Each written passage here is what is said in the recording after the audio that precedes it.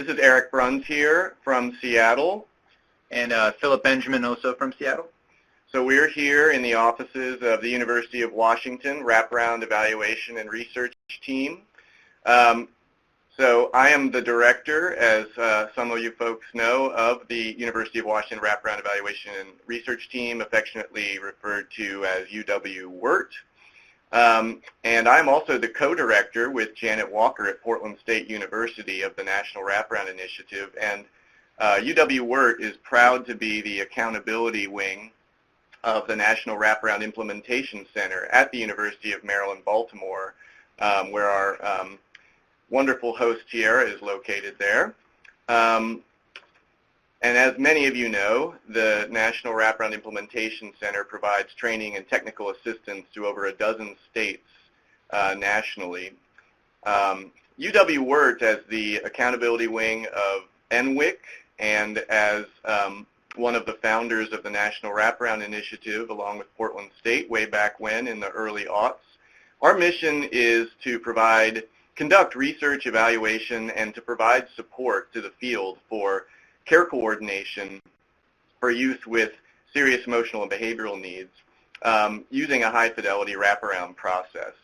And as many of you know, we here like to periodically provide updates on innovations that the National Wraparound Initiative, NWIC, and UW-WERT is providing to the field of children's mental health systems of care and wraparound. And so it's always so rewarding to have so many national and international collaborators. We had over 200 folks sign up for this webinar. We've got nearly 100 on already. You know, University of Washington WERT is currently working on a number of priorities for the field of care coordination and systems of care. We're doing a meta-analysis, a new meta-analysis of wraparound that's almost complete and will be presented at the Tampa Conference on Children's Mental Health Research and Policy. We've found over 20 peer-reviewed and technical reports that have controlled studies of wraparound that are going to be in that meta-analysis.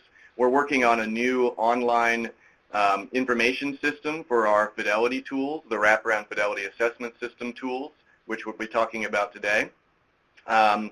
And we've got research going on at all times. In addition to the meta-analysis, we have proposals in for a Tier 3 wraparound model for schools, developing and having a pilot test of that based on the NWIC model. We've got a proposal in the works for a WRAP app that'll keep folks on track and mobilize the measurement principle of wraparound. But today, what we're going to zoom in on is a newish measure of wraparound practice fidelity within our suite of tools, which many folks probably out there are using one or more of, the Wraparound Fidelity Assessment System. And we're going to be talking today about a measure that's been in the works for a long time, but has been challenging for us to fully develop and support. But we're at the brink of being able to do so for the field. And this is a document assessment and review tool. I'm going to advance the slides here. Let's see, there we go. And the DART, as we call it, the Document Assessment and Review Tool for Wraparound, fills an important gap, we think, in the methodology that we have for the field to use around assessing wraparound quality and fidelity, outcomes for kids, and staying on track in general. And this tool is not, just to be really clear from the beginning, it's not totally cooked, right? It is, we have a pilot version of the DART that is now ready to be disseminated to the field. We're building in the capacity to enter data and get reports through the new WrapStat online system for the DART, so that would come with it for anyone who wants to try it out. But in true National Wraparound Initiative spirit, it's going to be with the field and with you all and others, collaborators nationally, which is the way the NWI has functioned for 15 years, that pilot testing, refinement, establishment of reliability and validity will be done. So we spend a lot of time working on this stuff. We are always really pleased and privileged to have the support and participation of the field. So we wanted to present on the DART now and let people know what it is, what the ideas behind it are. What we're going to do today is give you just the briefest review of what Fidelity consists of in Wraparound. We're going to talk about the Wraparound Fidelity Assessment System and the tools within that system that we have and where the DART fits in. And then I'm going to hand it over to Philip here, who is the UW-WERT research supervisor and who has been a real champion of the work of developing the DART and the supportive materials for the field to use. And Philip is going to talk about the kind of nuts and bolts of the DART. What are the source materials you use? How is it structured? What are the items? Some samples. And what are the procedures? And how to become a DART reviewer, how you can license use of the DART and contribute to our knowledge about wraparound and wraparound measurement. And then we're going to try and save a good 15-20 minutes for Q&A because I'm going to guess that there's probably a whole lot of ideas and thoughts out there about this tool. Before we get started, let's launch our first poll. We're going to do a few of these, try and keep things interactive. Find out who is in the room, so to speak. So here you'll see Tara has put out there the poll. Hopefully everyone can see it. Tell us who you are, and we'll let folks know who your colleagues are that are on the webinar this morning. I'm going to give you 15 seconds or so to do that.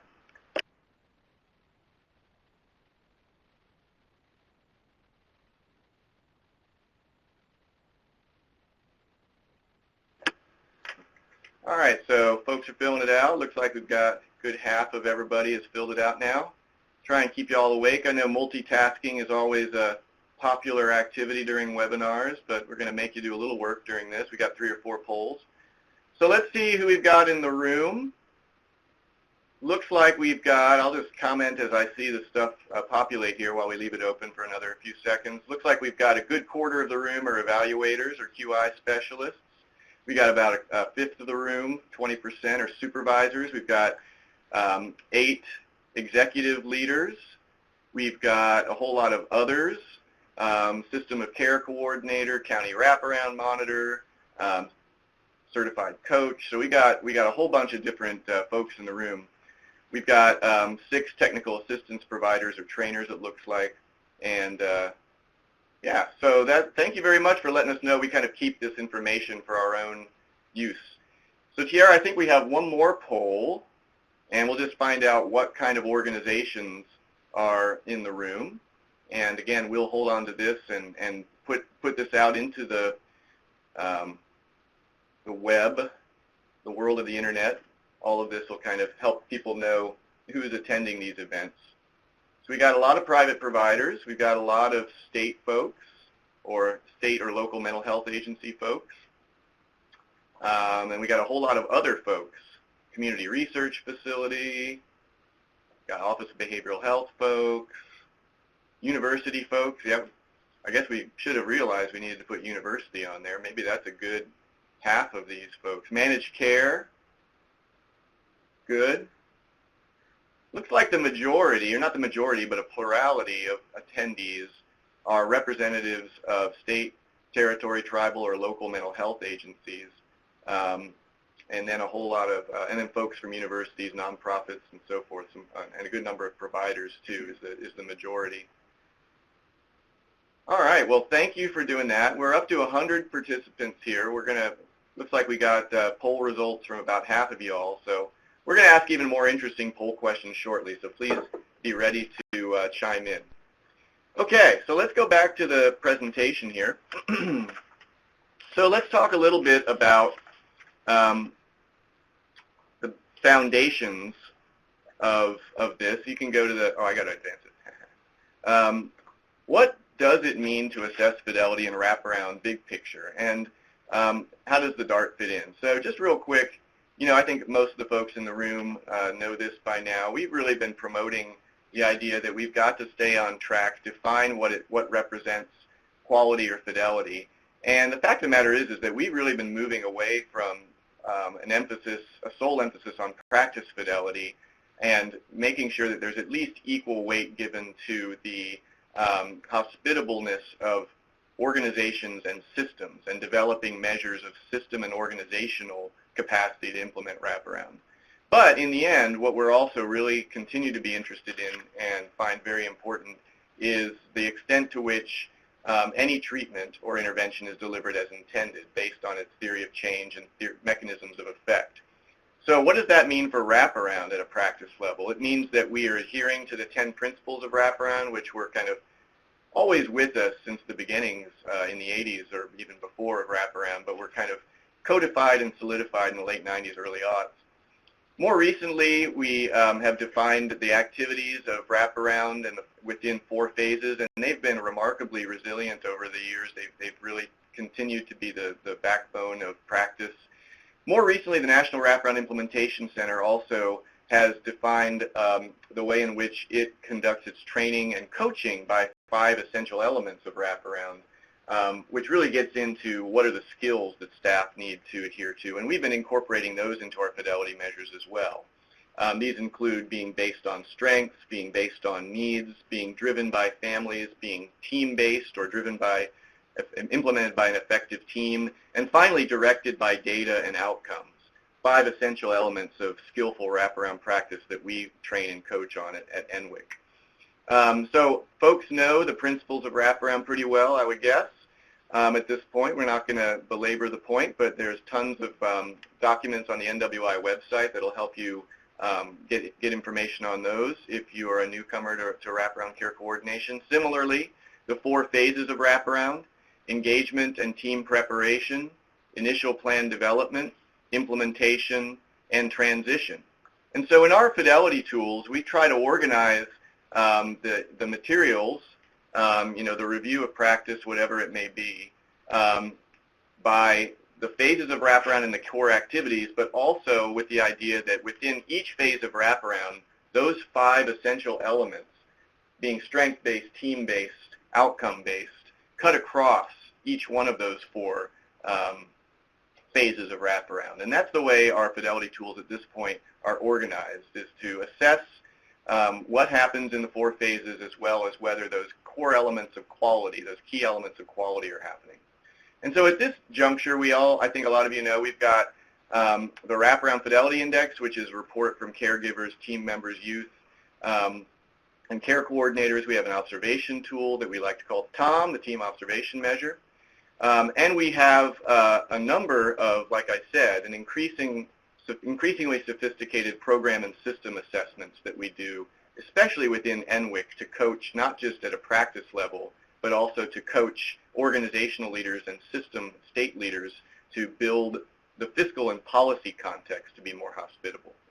And so here we have the DART, which is now going to be considered our kind of chart review. And we're even saying that it's the DART version 2, because we did have a version that of the DART that we pilot tested a few years ago and have revised. So before we go on to talk about the DART, let's get one more poll. Actually, I guess 2 more polls out there. So go ahead, Tiara. Oh, not this one. Back up. We're going to do this one last. There we go. Do you use Wraparound Fidelity Assessment System tools currently? We're really interested in who's in the room for this. So put down your mouse, quit your multitasking, and just tell us whether you are an entity, a group, your initiative, your program uses any of our tools currently, so we know whether or not you're kind of been indoctrinated into this kind of idea or you're newbies to it. So this is great. We've got over 50 responses already here. Looks like we've got the majority of folks in the room, or plurality, use the WFI, the Wraparound Fidelity Index, either the interviews, which are being retired, or the survey, the WFI Easy. 17 folks in the room do that. We've got another 11 who use the WFI as well as the TOM. And then we've got 30 folks or so, probably about half, don't collect fidelity data at all. That's 13% of you. 15% have your own fidelity measures, which is absolutely great. Nothing wrong with that whatsoever. And a good 20% saying that they're considering one or more WFAS tools. So this is really helpful to both for this presentation as well as know who kind of gets into these webinars. Let's do one more poll. I believe we have one more that is appropriate. Here we go. And so we're going to transition to Philip and talk about document review as a method of assessing quality, fidelity, possibly outcomes. We have incorporated outcomes items into the document assessment and review tool. So all of those things could be incorporated into a file review or document review. Let's see how many folks do it now. Do you not do any kind of file review or audit, quote unquote, for wraparound? Do you do them? But as we know, a lot of times it's part of a broader state mandated, managed care mandated, organizationally mandated, JCO mandated, whatever, audit that is more generic to an organization and doesn't really tap into wraparound practice. What's pretty amazing to me looking at this, we got a good half of folks, over half chiming in here. Love to hear from the last few of you, but get a really good representative sample of the attendees. But we've got over half of you all currently doing some kind of wraparound practice audit. And so what would be really cool is at the end, be prepared for the last 20 minutes or so, 15, 20 minutes, to tell us more about what you see here and how it would or wouldn't complement or how it resembles what you're currently doing. Because right now we've got a good 56% of you all, 33 of the 50-ish, actually 33 of the 60-ish who chimed in who are doing some kind of audit currently. But at the same time, over a quarter of you don't. So this is really good information. Really appreciate that. So Tiara, you can go ahead and end the poll, go back to slides. What I'm going to do now, I believe, is hand it over to Philip, or no, I guess actually, is this, oh no, yeah, I'm handing it over to Philip to give us some basics on our new attempt to get a tool out there to the field to do this work, which is the document assessment and review tool. Great, thank you, Eric. So we're going to move into specifically looking at this one of our tools, the document assessment and review tool. And simply put, the DART looks at paperwork. And when you're thinking about how to score the DART, if it's not in the paperwork, it didn't happen. And so what are we looking at? Eric, can you click one more time? I think there's a few more items that are going to show up here. Yeah, so if you look through and scroll down, what is the paperwork that we're going to look at? Well, we're going to look at referral paperwork. We're going to look at the strengths, needs, and culture, discovery and family story. We're going to want to look at all meeting notes, all progress notes. We're going to want to look at standardized assessments. We're going to want to look at transition plans, safety plans, and kind of all plans of care. So anything that is at all relevant to the paperwork for wraparound, we're going to consider for the DART. Next slide, please. And recognizing that we're in an era where for some paperwork is now maintained electronically. For some organizations it is going to be indeed paperwork per se. For others it'll be a mix of paper and electronic files. And for some, increasingly, it may be pure electronic information that's the basis for the DART. And that can prove difficult because depending upon HIPAA compliance, sometimes a reviewer will need to actually travel to the site and conduct a DART review on site. Other times you can be granted access if a reviewer is covering programs across a state. And so that's something that we can discuss with people on an individual basis to kind of work out some strategies for that. But now we're going to go ahead and look at some of the major sections of the DART. So you can kind of break down the DART into three primary groups. There's kind of background information, which is going to include sections A through C. That's going to be review information, case information, and youth information. And then we're also going to have a second section, which is the scored fidelity sections. This is the meat of the DART, and which really helps us determine whether high fidelity wraparound is occurring or not. And then finally, there'll be an outcomes section. And you'll note that there's a little asterisk after the wraparound key element section, and that's going to be later on broken down into some kind of components that I'll discuss. Next slide, please. Yeah, and a quick note that although the document review, the summary talks about case information, in wraparound philosophy, we don't refer to cases, we refer to youth and families. And so this is shorthand, just so you know.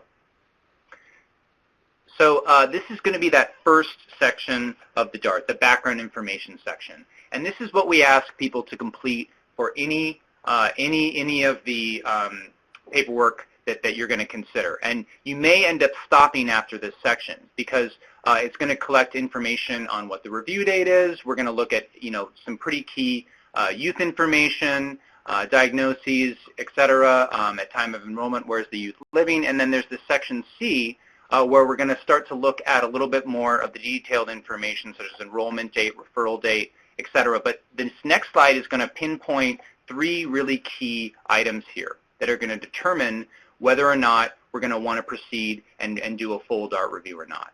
And we're highlighting those C7, C8, and C9 here. So zooming in. Yes. So this is what, since that was a pretty small screenshot, this is what those items are. This is C7, C8, and C9. We don't want to even go ahead and complete a DART. The minimum criteria for wanting to score a DART is going to be if these following 3 criteria are a yes. So 1, has a child and family team was established. 2, there's a plan of care and it was developed.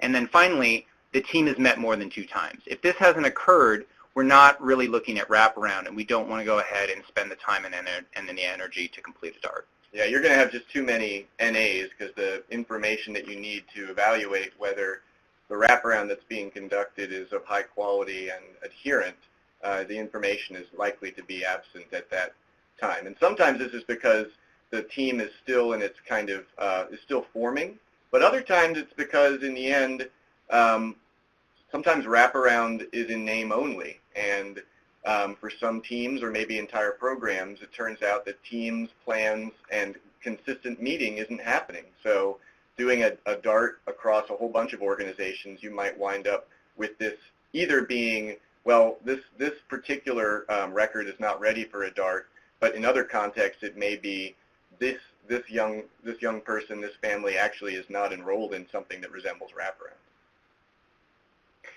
So this is a view of the child and family team meeting attendance grid. This is not a scored section of the DART, but it is a really, really helpful tool that we include. We noticed that as people were piloting and scoring the DART, they were basically needing to create this for themselves. And so this is included in the DART right after the background information section, and it's something that you would end up doing up front. You would fill out that first, sections A through C, the background information. You would organize your paperwork. Oftentimes, we encourage people to print it out or at least be able to organize it by subsections on your computer screen, and then you would want to fill out this attendance grid because this attendance grid is going to be pivotal to you being able to answer several of the following items in the Fidelity sections. And so now we're going to go ahead and dive into the scored Fidelity sections. Eric, can you click one more time, please? Can you click through it so they all appear? And after you've organized the paperwork and you filled in the background section, and you've completed the attendance grid, you're going to be ready to start this section. And we can see that there's some components to this. There's a series of items that get at timely engagement.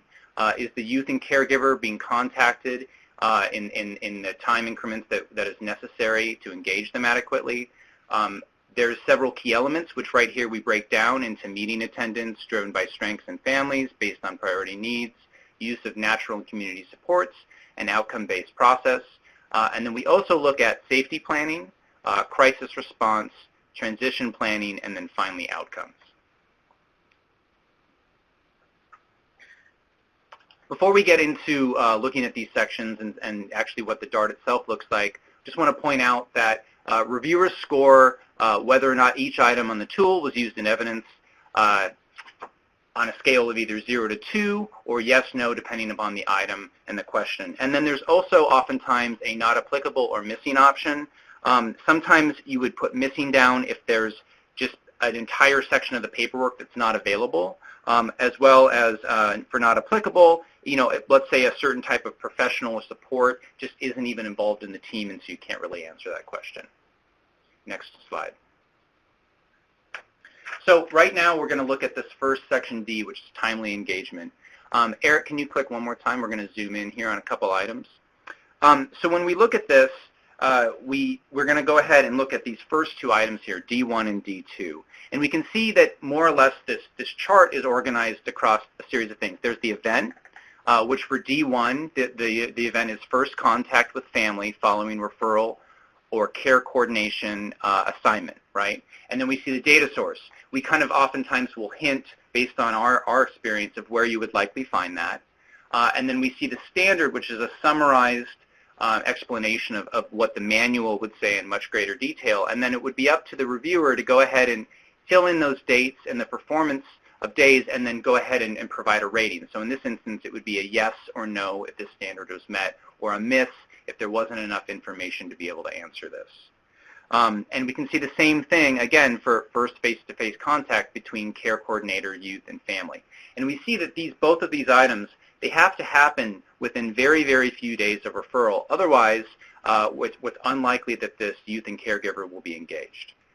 Yeah, and this is not something that's wraparound specific in terms of timely engagement. A lot of quality indicators and contractual expectations of providers of any kind of service talk about the importance of timely engagement and small numbers of days between the pieces of the relevant initial contacts that have to occur to get folks engaged. So certainly not unique to wraparound, but what the DART does is take that overarching principle of human service and put it into a wraparound context. And so now, because we have gone through so much effort with our NWIC coaches and leaders as well as National Wraparound Initiative participants to kind of define what these standards are, they link to the wraparound implementation practice standards that you can find on the NWI website. All this stuff kind of goes together, and so we have an increasing ability to not just define what some of these benchmarks are of quality, but also to put them into fidelity measures such as this DART. So right here we see the section for key elements, and this is really the meat. And we're going to go ahead and look at a couple of these items up close. So here we see this is pretty straightforward. We would want to reference the manual when answering each of these questions, because what a 2 is it would be fully met, a 1 would be partially met, a 0 would be not met. In this case, for this first item, E1, at least one caregiver or close family member attended every child and family team meeting. Well, in order to fully meet that, that means they're at 100% of the meetings. Partial credit would be 50% to 99%, and then 0 would be anything less than 50%. And we see that E2 is very similar. We see the youth attended every child and family team meeting. Again, these are very, very basic criteria that would need to occur. We need the caregiver, we need the youth at every child and family team meeting. Next. Here we're jumping to the outcomes section, and let's take a closer look at a couple of these items. And something to point out here, and I apologize, the writing is relatively small on this. We can provide the DART for closer inspection for people if they're curious. But you'll notice there's this little part called data source, and really to adequately and carefully answer an outcome question, we want to look at many different data sources. Ideally, we're triangulating our answers. So we're going to look at progress notes, we're going to look at plans of care, we're going to look at documentation from system partners. And a lot of times we're going to want to look at outcome measures, whether they're outcome measures that were developed by the team, that were specific and kind of unique to that child and caregiver, or we might look at measures such as the CANs. But we don't want to rely, if possible, on just solely one data source for this. And so right here we see a couple examples. We're looking in this case at living situation, whether that's been stable or not, and we're also looking at whether there's been kind of any emergency room visits or hospitalizations. So now this is an example of feedback from a DART report. So again, we were looking at a specific DART item there. Now this would be as if several DARTs had been completed, right? And now we're pulling that data together. We have maybe dozens or more DARTs, and we're going to start looking at trends and in strengths and maybe areas that would need improvement. And this is something that I really enjoy about the DART. So here we might say that this program, for instance, if this was a kind of an amalgamation of several DARTs completed from a program, we might say that, wow, timely engagement is really going well with this program and the way that they're implementing Wraparound. Likewise, safety planning is happening most of the time. However, we might find some areas that need specific improvement. We can see here that, for instance, engaging natural and community supports is an area that would need much more work, right? And we also see that transition planning is another area that might need further attention. And that means that you can start targeting training and targeting supervision to better meet those needs and hopefully bring those subsections up higher on the DART. Yeah, and it's also completely relevant to consider the DART as a mechanism for directly coaching your staff. So it may be that in group supervision or group context, you're bringing together your care coordination unit and looking at these and problem solving or doing a plan, do, study, act cycle focused on some aspect. It's hard to take everything on at once. Wraparound's very complex and there's a lot of stuff that has to happen. But by looking at the data at a administrative level, in a group context with practitioners, or perhaps even with an individual practitioner for coaching, this is what our National Wraparound Implementation Center does with its coaching measure for effective teamwork. Direct coaching gets provided using data from a review of records as well as observation of practice, bringing that together into kind of some summary observations of skills achieved and skills that still need some development. The DART could be a mechanism for doing that as well, although as you can see here, as much as anything, it's something that could be used as a kind of more organization-wide or system-wide quality measure with mean scores such as these and tracking whether or not your fidelity scores improve over time as you measure these things and try to improve. So here's another example of a report at the item level. So we can break it down even further than to the section level. We can break it down to the item level. And sometimes we want to explore each element.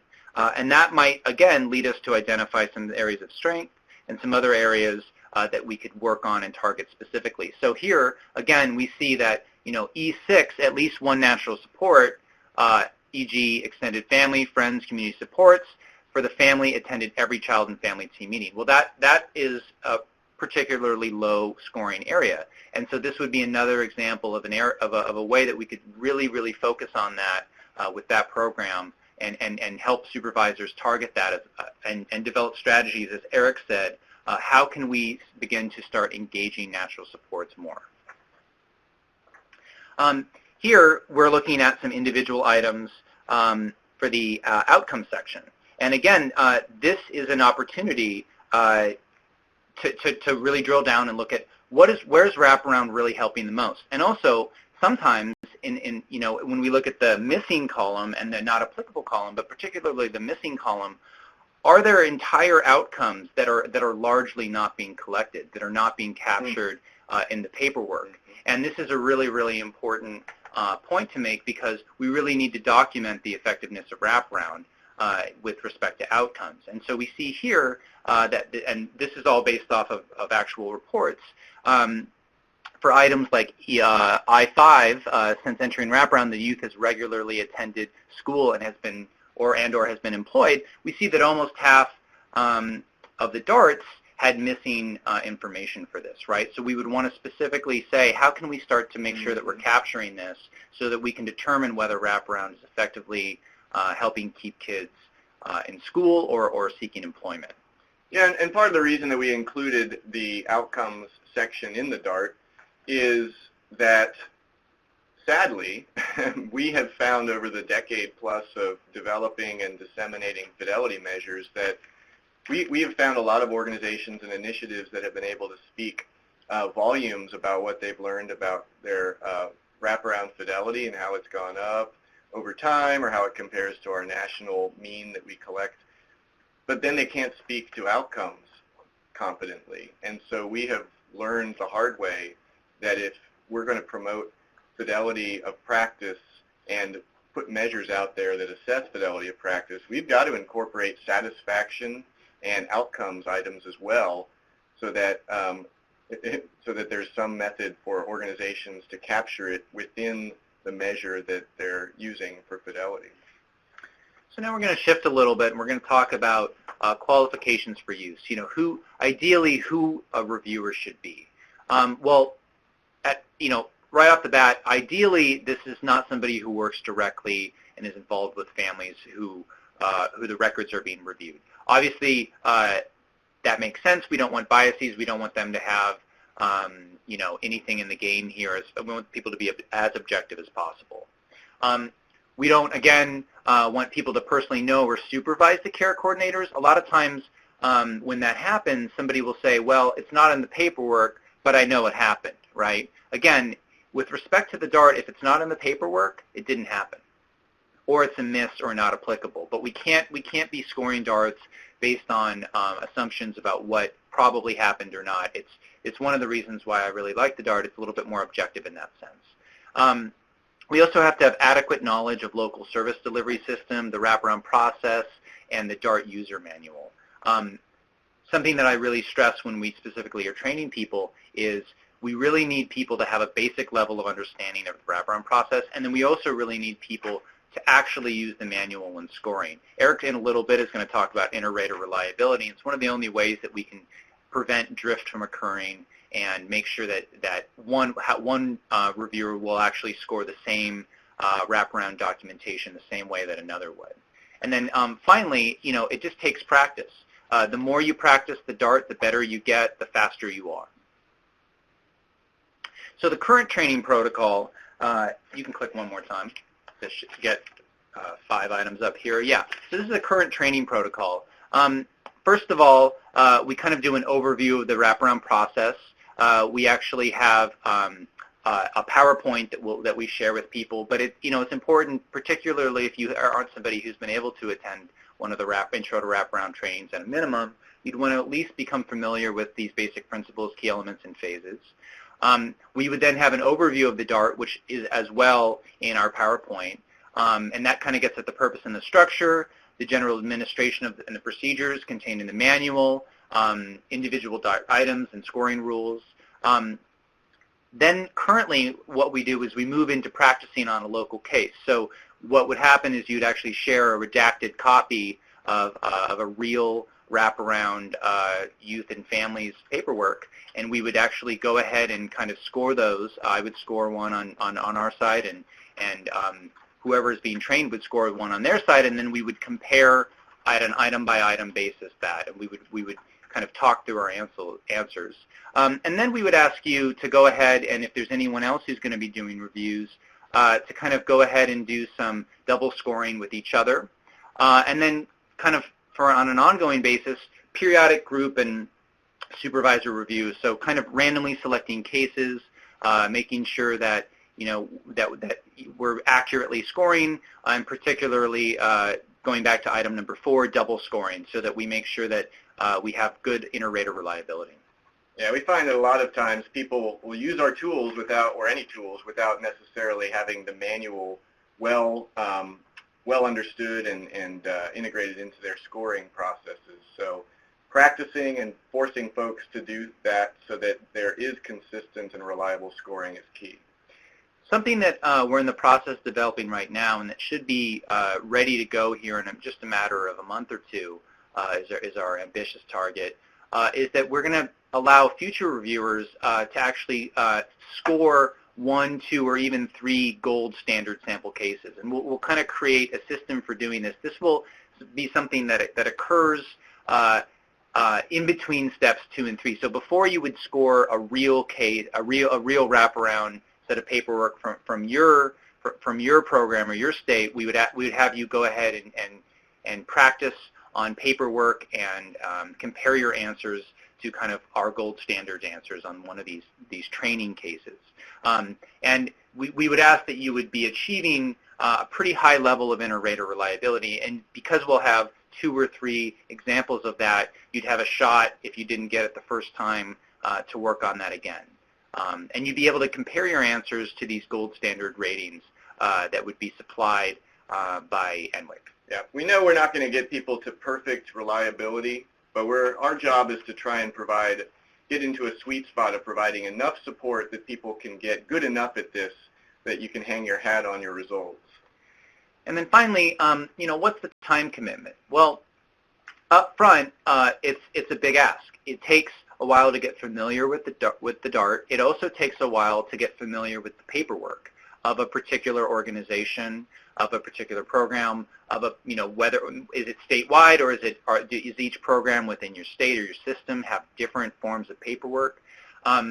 If possible, it's great to have a reviewer who works within one program or within one system and becomes very, very familiar with that paperwork. Why? Because it cuts the time down significantly.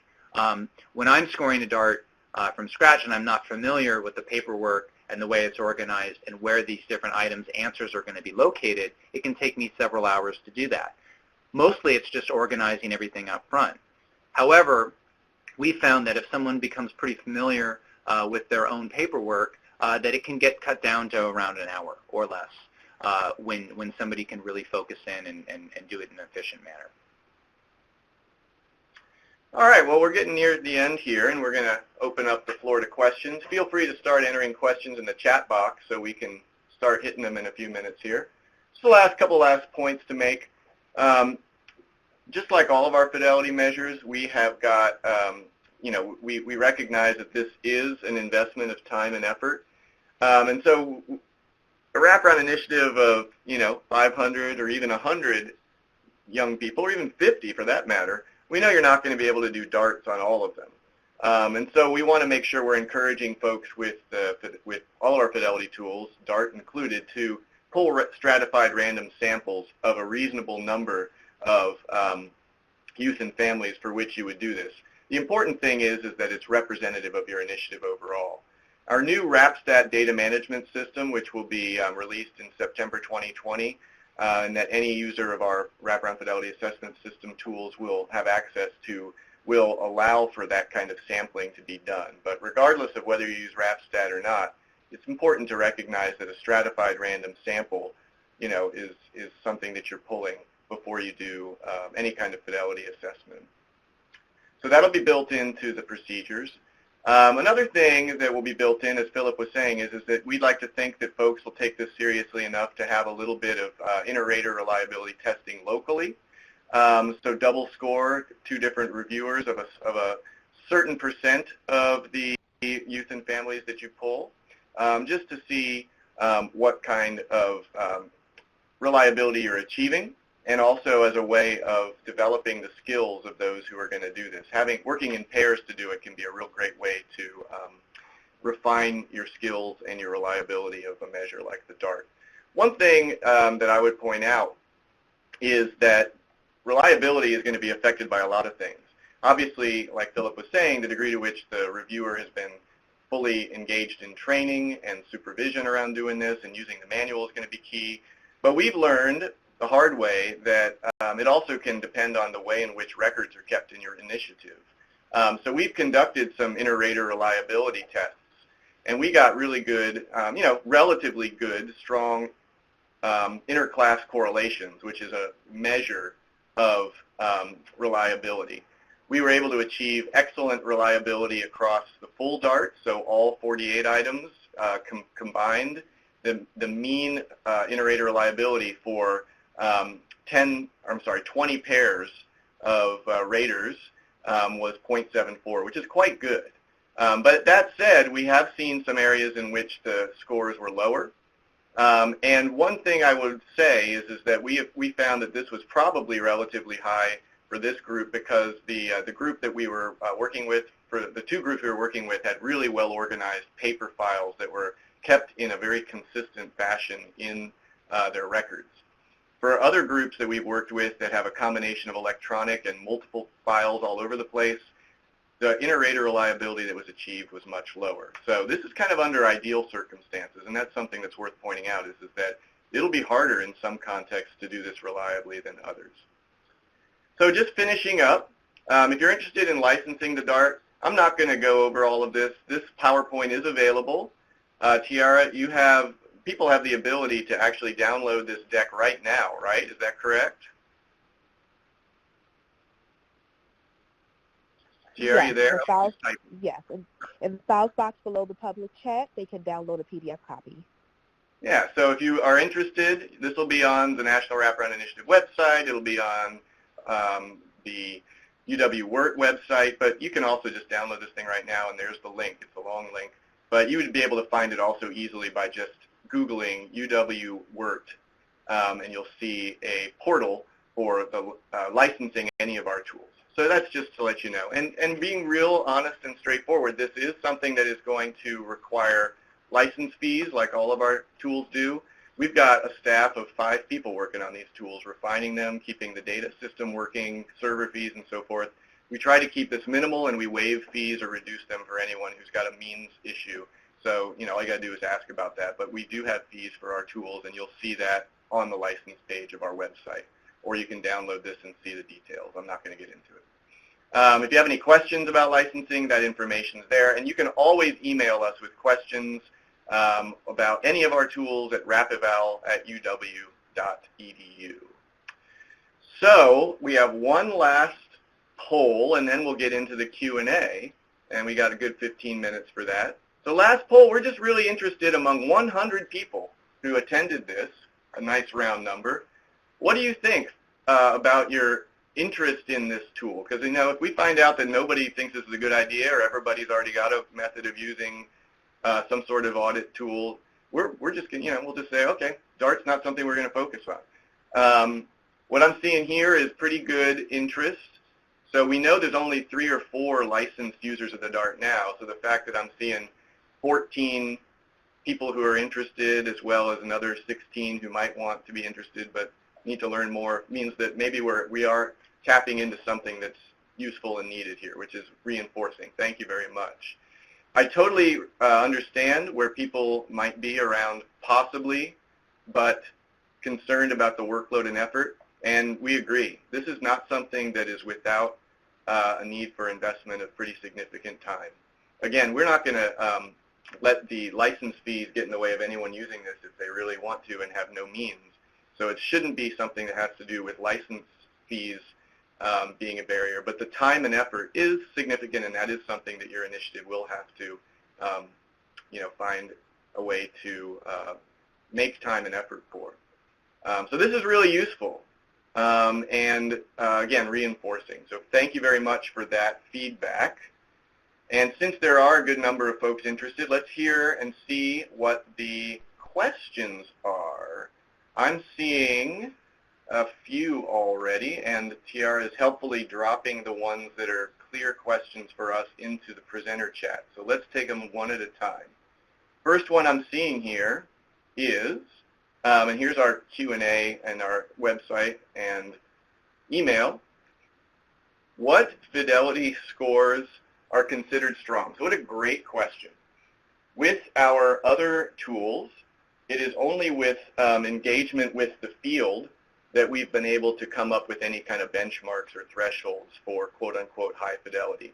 We have published papers and put thresholds and benchmarks for the Wraparound Fidelity Index and the WFAS Easy because we have dozens of users and thousands of tools. And so some ways in which we benchmark strong fidelity scores include showing folks what the mean scores are for all of our users so that they can have a little bit of a guidepost as to how your organization stacks up.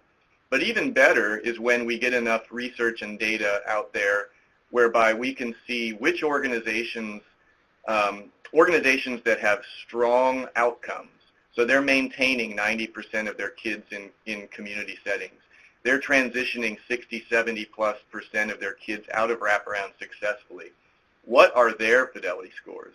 We see from the Wraparound Fidelity Index and other tools that higher fidelity scores tend to occur in organizations that also get better outcomes. And so one way in which we benchmark scores that represent high fidelity or strong fidelity is by looking at crosswalking to organizational level outcomes. So it's only going to be through use of this tool by X number of collaborators who are also collecting outcomes data that we're going to be able to get to something that I would hang my hat on. In the meantime, we'll pretty quickly be able to put some benchmarks out there in terms of national means among existing DART users, and that will be in the WrapStat system that you use to enter and do reports on your DART. So thanks for that question, and you know, in the meantime, folks who use the tool can ask themselves what represents their benchmarks for quality. Is it okay that only 50% of your kids are being, or your families are being engaged in a timely way, meeting these benchmarks? Is it okay that X% don't have natural supports on the team? Is it okay with you that X% are found to not have evidence that outcomes and progress toward need is being tracked? So, you know, to some extent in the short term and the long term, it's going to be a question that each DART user organization has to ask themselves. What fidelity scores are sought from federal and state funders? So that kind of relates to my last comment, which is, you know, they can get some guidance from research that hopefully we'll be conducting over the next couple of years now that the DART's available. But it's really going to be a local or state kind of decision. And we would hope that people have that kind of conversation among themselves in any wraparound initiative or state managed care organization. What is it about these items, these indicators of quality and fidelity that we want to pull out and say, here is a non-negotiable. We want documentation to demonstrate that, for example, there is progress recorded towards needs every meeting, and the family and team assesses that progress. That's an example of one of the items from the DART. Or any number of things. And outcomes as well, that there is evidence that X% of our families, as reviewed by the DART at 6 months, have, you know, are at home, in school, and out of trouble. You know, I mean, that's just the bottom line. And the fact of the matter is that sometimes that's difficult to assess. No matter how simple and straightforward it sounds, I'd say the majority of wraparound initiatives that I encountered can't say with clarity what % of your kids, you know, X number of months after enrollment have been consistently at home, in school, and out of trouble. If you pull 20% or 30 DARTs every year of kids who've been enrolled 6+ months and do a systematic review of their paperwork and ask, what does it say here in the records that tells us whether they've been in school, whether they've been consistently at home, whether they have been involved with justice and code using this tool, you can get to a definitive answer. You know, 90% of the 50 DARTs we did last year showed that our kids did that. I would say that there's places where it's less than 30%. This is a way to get at that. So I think it's really a question that you all have to ask yourselves, but this could be something that you use to guide that discussion. All right, here's a question from my home state of Virginia. The stacked bar that showed the score outcomes, is that part of the data entry shell or perhaps a forthcoming tool? That will be part of the WrapStat system, just like any other one of our fidelity tools and all the items within it. The outcomes section of the DART asks folks to review whatever information is available in there to come up with a summary statement, yes or no. This young person was in home. This young person was succeeding at school. And just like I said, it could be that you've got residential data, you've got CANS data, you've got any number of different things that vary from site to site. Your job as a DART reviewer is to summarize using a kind of objective measure that this tool provides with a manual. Was this in fact the case for this young person? So that would be an item in the DART, and you would enter those data into the system and you'd be able to run reports. And you know, those reports would show you over time what % over the years, you know, based on evaluation cycles you've done with the DART continuously, what % of our kids achieve that outcome. So, yep. Do the tool manual use gender-neutral pronouns? Hey, that's a really good question. And you know, this tool has been under development for many years. It kind of predates the very important movement around gender neutrality. I think that at this stage, we are at the point where we can review all of that kind of verbiage and make sure that it conforms to what we know young people and their advocates think is the best practice in terms of gender, using pronouns and so forth. So we should very much take a look at that, and I appreciate that question. Hopefully our WFAS tool coordinator, Lydia Andrus, is on listening, because that'll be one of the things we need to unpack in all of our tools, if not just DART. We got a couple questions about cost. So there is indeed a chart in the deck that you can pull down that talks about the cost of licensing the DART, and it's pinned to the size of your initiative with, some kind of assumption that larger wraparound initiatives, statewide, managed care-wide, care management entity-wide, are going to have larger budgets for evaluation. And so we're trying to pin the costs to the size of your organization or initiative that you're going to be evaluating. So yes, there's a cost. We think that it's reasonable. And again, we're going to reduce or waive costs for small programs and initiatives that don't have the means. But being really frank, we've got multiple people working on this, and we're spending over $200,000 as we speak on the data system for holding our data and providing reports, doing sampling, and so forth. It is a costly effort, and so we appreciate folks' understanding of why license fees are necessary. Next question, did you say the data entry shell is available for electronic scoring versus paper? Great question. I don't know if I know the answer to that. The DART is a paper form that usually people prefer that, but it could very well be that you can enter the data directly as you score a DART. What do you think, Philip? Do you know the answer to that? Yeah, we also do provide an Excel sheet that you can then move over. You probably would still fill out the DART on an individual basis, but then you could have somebody enter in the results of each DART into this tracking sheet that we've developed that has formulas in it that will then kind of compute scores for you. So that we do have a time saver in that sense, and that is something that is available and we make available to people who are licensing with us. As Eric said, we really hope and encourage people to join and sign on to using WrapStat. More and more that will help streamline everything, and we'll be continuing to develop that as a tool.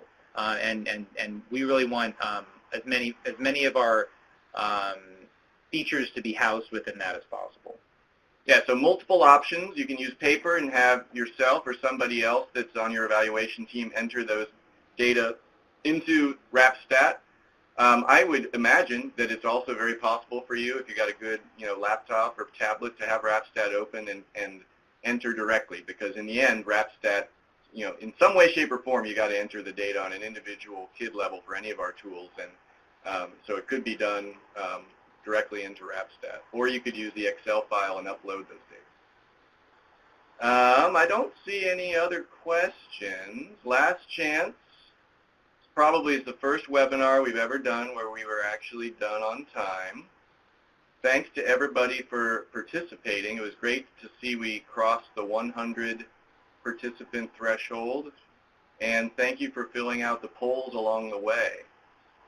Anything else from the Institute staff that have so helpfully facilitated the technology here? I see the Institute is typing. Have a great day, all, and thank you to everyone who participated and to the Institute staff, and particularly Tiara, for getting this done. Feel free to email us at these email addresses, or go to our website if you have more questions, and have a great Wednesday.